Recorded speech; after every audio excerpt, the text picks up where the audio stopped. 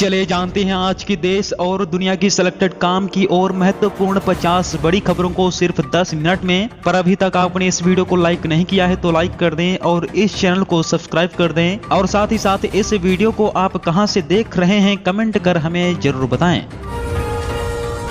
दोबारा पीएम नहीं बन पाएंगे पीएम मोदी, चुनाव के बाद अडानी पर ईडी करेगी पूछताछ, बोले राहुल गांधी। जी हां दोस्तों, आपको बता दें कांग्रेस के पूर्व राष्ट्रीय अध्यक्ष राहुल गांधी ने आज दावा किया कि लोकसभा चुनाव के बाद नरेंद्र मोदी दोबारा प्रधानमंत्री नहीं बनने जा रहे हैं, और तब प्रवर्तन निदेशालय ईडी उनसे अडानी के साथ लेन देन के बारे में पूछताछ करेगा। राहुल गांधी ने सोमवार को पटना साहिब लोकसभा क्षेत्र के बख्तियारपुर में इंडिया गठबंधन के उम्मीदवार के पक्ष में एक जनसभा को संबोधित करते हुए कहा कि श्री मोदी दोबारा पीएम नहीं बनेंगे, क्योंकि भारतीय जनता पार्टी भाजपा के नेतृत्व वाला राष्ट्रीय जनतांत्रिक गठबंधन राजग लोकसभा चुनाव हारने के लिए पूरी तरह तैयार है। उन्होंने कहा कि लोकसभा चुनाव के बाद ईडी श्री मोदी से अडानी के साथ उनके लेन देन के बारे में पूछताछ करेगी।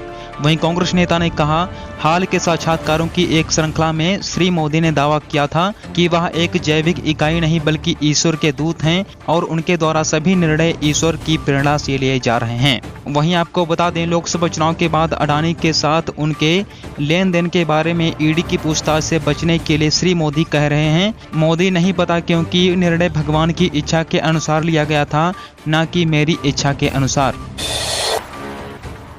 यौन उत्पीड़न के आरोपी सांसद प्रज्वल रेवन्ना के भारत लौटते ही करेंगे गिरफ्तार, कर्नाटक सरकार का बड़ा ऐलान। जी हां दोस्तों, आपको बता दें, महिलाओं से यौन उत्पीड़न के आरोपी सांसद प्रज्वल रेवन्ना को भारत आते ही अरेस्ट कर लिया जाएगा। यह बात मंगलवार को कर्नाटक के होम मिनिस्टर जी परमेश्वर जी ने कही। दरअसल आपको बता दें, उन्होंने कहा कि यह फैसला तो एसआईटी को ही लेना है कि प्रज्वल रेवन्ना की गिरफ्तारी कहां की जाएगी। कांग्रेस सरकार ने प्रज्वल रेवन्ना के कई वीडियो सामने आने के बाद 28 अप्रैल को इस मामले की जांच के लिए एसआईटी का गठन किया था। इसके बाद प्रज्वल रेवन्ना ने अपने वकील के माध्यम से एसआईटी को जानकारी दी थी कि वह 7 दिनों में पेश होंगे, लेकिन वह नहीं गए। वहीं आपको बता दें, प्रज्वल रेवन्ना ने इस बार भी हासन लोकसभा सीट से चुनाव लड़ा है। यह विवाद सामने आने से पहले ही उनकी सीट पर वोटिंग हो चुकी थी। जी परमेश्वर से जब यह पूछा गया कि फ्लाइट में बैठते ही रेवन्ना को अरेस्ट कर लिया जाएगा या फिर भारत आने का इंतजार किया जाएगा, वहीं परमेश्वर ने कहा कि इसका फैसला एसआईटी लेगी, एजेंसी अपने तरीके से काम करेगी, एसआईटी को ही फैसला लेना है कि कब और कैसे रेवन्ना की गिरफ्तारी होगी। उन्होंने कहा कि यदि रेवन्ना खुद नहीं आते हैं तो भी कानून अपना काम करेगा। पीएम मोदी ने जेएमएम कांग्रेस पर नफरती एजेंडा बढ़ाने का लगाया आरोप। जी हां दोस्तों, आपको बता दें, प्रधानमंत्री नरेंद्र मोदी ने मंगलवार को झारखंड की उपराजधानी दुमका में चुनावी रैली को संबोधित करते हुए राज्य की जेएमएम कांग्रेस राज्य सरकार पर नफरती और सांप्रदायिक एजेंडा को प्रोत्साहित करने का आरोप लगाया है। वहीं आपको बता दें, उन्होंने कहा कि झारखंड ही पहला राज्य है जहां से लव जिहाद शुरू हुआ। यह शब्द झारखंड वालों ने दिया है। अंग्रेज के समय से 200 साल से देश में रविवार को छुट्टी हुआ करती है। इसका जुड़ाव ईसाई समाज से है, लेकिन इन लोगों ने संस्थान परगना के एक जिले में रविवार के बदले शुक्रवार की छुट्टी लागू करा दी है। मतलब पहले हिंदुओं से झगड़ा, अब ईसाइयों से झगड़ा। यह इनकी सांप्रदायिक राजनीति का खतरनाक उदाहरण है। मोदी इनका नफरती प्रोपेगेंडा फेल करके रहेगा। इसी के साथ आपको बता दें, पीएम मोदी ने कहा कि झारखंड में एक बड़ा संकट घुसपैठियों का हो गया है। हमारा संथाल परगना तो घुसपैठियों की बड़ी चुनौती से जूझ रहा है। इसका परिणाम क्या हो रहा है? कई इलाकों में घुसपैठियों की संख्या बढ़ रही है और आदिवासियों की संख्या घट रही है। घुसपैठियों के कारण यहाँ की बेटियों की जिंदगी खतरे में है। वे आदिवासियों की जमीनों पर कब्जा कर रहे हैं। 50-50 टुकड़े करके बेटियों की हत्या हो रही है। किसी को आग में झोंक दिया जा रहा है तो किसी की जुबान खींच ली जा रही है। सीएम अरविंद केजरीवाल की अंतरिम जमानत 7 दिन और बढ़ाने वाली याचिका सीजेआई को भेजी गई। जी हां दोस्तों, आपको बता दें, दिल्ली सीएम अरविंद केजरीवाल ने 7 दिनों की अंतरिम जमानत बढ़ाने की अर्जी दाखिल की थी, जिसे सुप्रीम कोर्ट ने सीजेआई के पास भेज दिया है। वहीं सुप्रीम कोर्ट ने कहा कि प्रधान न्यायाधीश अंतरिम जमानत की अवधि बढ़ाने का अनुरोध करने वाले मुख्यमंत्री केजरीवाल की याचिका को सूचीबद्ध करने पर उचित निर्णय लेंगे, क्योंकि मुख्य मामले में फैसला सुरक्षित रखा गया है। इसी के साथ आपको बता दें, सुप्रीम कोर्ट ने सवाल किया कि जब पिछले हफ्ते बेंच के एक सदस्य justice Dipankar Datta vacation bench में थे तो आपने ये मेंशन क्यों नहीं किया। वहीं सुप्रीम कोर्ट ने कहा कि ये मामला 17 मई को सुना गया था। हम इसे CJI के पास भेजते हैं। केजरीवाल की ओर से अभिषेक मनु सिंघवी ने जल्द सुनवाई की मांग करते हुए कहा कि 7 दिनों की मेडिकल ग्राउंड पर अंतरिम जमानत की अर्जी है, इस पर बुधवार को सुनवाई हो क्योंकि उनकी अंतरिम जमानत 1 जून को खत्म हो रही है। केजरीवाल ने सुप्रीम कोर्ट में अर्जी दाखिल कर सरेंडर करने के लिए 1 हफ्ते का और समय मांगा है। केजरीवाल ने स्वास्थ्य के आधार पर 1 हफ्ते की जमानत बढ़ाने की भी मांग की है। तेजस्वी यादव ने नीतीश कुमार को लेकर कही बड़ी बात, बोले चाचा जी 4 जून को लेंगे बड़ा फैसला। जी हां दोस्तों, आपको बता दें, बिहार के पूर्व मुख्यमंत्री और राष्ट्रीय जनता दल पार्टी के नेता तेजस्वी यादव ने प्रदेश के मुख्यमंत्री नीतीश कुमार को लेकर एक बड़ी बात कही है। इसी के साथ उन्होंने कहा कि मेरे चाचा जी राजनीति के लिए कुछ भी कर सकते हैं। वह 4 जून को एक बड़ा फैसला लेने वाले हैं जिसके बारे में किसी ने भी नहीं सोचा होगा। वह अपनी पार्टी को बचाने के लिए और पिछड़ों की राजनीति के लिए कुछ भी फैसला ले सकते हैं। नीतीश चाचा कुछ भी कर सकते हैं, वह कोई बड़ा फैसला ले सकते हैं। तेजस्वी ने पटना यूनिवर्सिटी में की गई एक छात्र के मामले में कहा कि प्रदेश में जंगल राज कायम हो गया है, लगातार हत्याएं हो रही हैं, यहाँ रहने वाले लोग सुरक्षित नहीं हैं। हम सरकार से मांग करते हैं कि आरोपियों को गिरफ्तार किया जाए और उनके खिलाफ कड़ी से कड़ी कार्रवाई की जाए। रणजीत हत्याकांड में गुरमीत राम रहीम को बड़ी राहत, हाई कोर्ट से दोष मुक्त करार।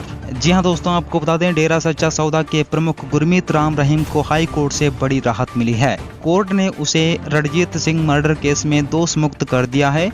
2021 में पंचकुला की CBI कोर्ट ने उसे रणजीत सिंह हत्या मामले में आजीवन कारावास की सजा सुनाई थी, जिसे बाद में गुरमीत ने हाई कोर्ट में चुनौती दी थी।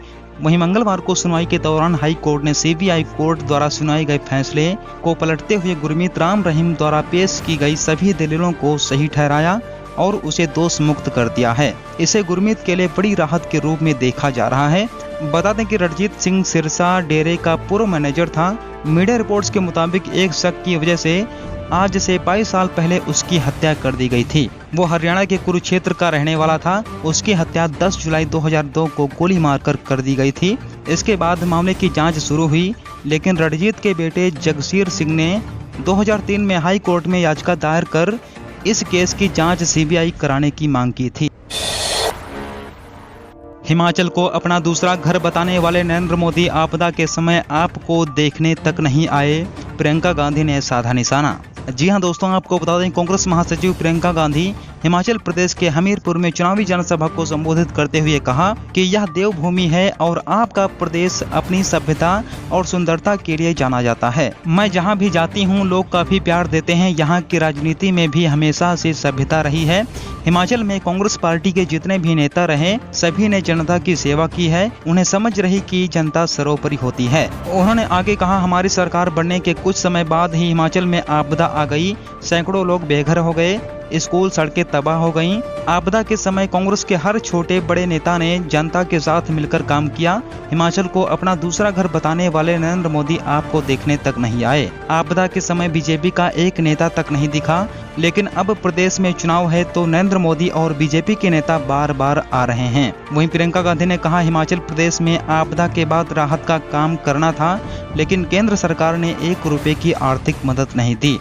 यहाँ की कांग्रेस सरकार ने सारा खर्चा उठाया और लोगों को राहत पहुंचाई। जब हिमाचल सरकार लोगों के जीवन में सुधार लाने की कोशिश कर रही थी, तब मोदी, अमित शाह और उनके लोग सरकार को गिराने में लगे थे, लेकिन हम मजबूत बने रहे और आज आपके लिए काम कर रहे हैं।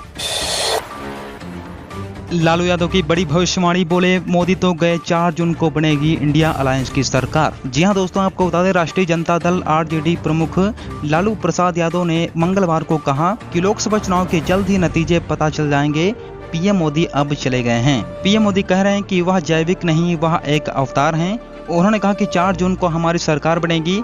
बता दें कि लालू यादव आज मीसा भारती के लिए चुनाव प्रचार में फुलवारी शरीफ निकले हैं। इसके बाद वह खानकाह भी जाएंगे। मीसा पटना के पाटलिपुत्र लोकसभा क्षेत्र से चुनावी मैदान में हैं। वहीं आपको बता दें, राजद के राष्ट्रीय अध्यक्ष लालू प्रसाद ने बाबा साहेब अम्बेडकर को लेकर प्रधानमंत्री मोदी पर बड़ा आरोप लगाया है। श्री प्रसाद ने कहा कि बाबा साहेब डॉक्टर भीमराव अम्बेडकर ने संविधान लिखा था, इसलिए नरेंद्र मोदी भाजपा और संघ परिवार भारत का संविधान एवं आरक्षण खत्म करना चाहते हैं। वहीं राजद अध्यक्ष ने कहा कि भाजपा वंचित वर्गों के महापुरुषों से इतनी नफरत क्यों करती है। साथ ही उन्होंने कहा कि भाजपा चाहे कितनी भी चालाकी और साजिशें कर लें, लेकिन वो बाबा साहब के नाम, काम और संविधान को कभी भी नहीं मिटा सकते। हम वंचित, उपेक्षित, दलित, अल्पसंख्यक, पिछड़े, अति पिछड़े एवं न्याय प्रिय वर्गों के लोग ऐसा नहीं होने देंगे। श्री प्रसाद ने कहा कि भाजपा वाले कान खोलकर सुन लें, बाबा साहब अवतारी पुरुष थे, उनका कार्य अमिट है। बाबा साहब के संविधान की तरफ बुरी नजर से देखा तो ईंट से ईंट बजा देंगे। राहुल गांधी खुद कमाकर खा नहीं सकते, मां के ऊपर बोझ हैं। हेमंत बिस्वा शर्मा ने कांग्रेस पर जमकर बोला हमला। जी हां दोस्तों, आपको बता दें, लोकसभा चुनाव के बीच अग्निवीर योजना को लेकर कांग्रेस केंद्र सरकार पर जमकर हमला बोल रही है। राहुल गांधी निरंतर अपने भाषणों में इस योजना को समाप्त करने की बात बोल चुके हैं। वहीं आपको बता दें, इसे लेकर अब भारतीय जनता पार्टी ने राहुल गांधी को आड़े हाथ लिया है। भारतीय जनता पार्टी ने कहा कि राहुल गांधी पहले फौज में नौकरी करें, फौज को समझें, फिर अग्निवीर योजना पर बात करें। वहीं भारतीय जनता पार्टी ने कहा कि कांग्रेस पार्टी ने तो सेना को बुलेट प्रूफ जैकेट एवं गोला बारूद तक नहीं दिया था। वहीं असम के सीएम हेमंत बिस्वा शर्मा ने कहा कि अग्निवीर योजना के तहत लोग पहले सेना में नौकरी करेंगे तथा फिर प्रदेश पुलिस में नौकरी कर सकेंगे। यह योजना युवाओं को पसंद है, इसलिए इतने बड़े आंकड़े में युवा इंटरव्यू देने आ रहे हैं। उन्होंने राहुल गांधी पर हमला बोलते हुए कहा कि राहुल ना तो सेना में सम्मिलित हो सकते हैं और ना ही अग्निवीर हो सकते हैं। वो स्वयं कुछ कमाकर खा नहीं सकते, वो अपनी मां के ऊपर बोझ हैं। वह देशद्रोह का काम कर रहे हैं। मैं उन्हें चेतावनी देता हूं कि वो सेना के बारे में कुछ भी गलत नहीं बोलें।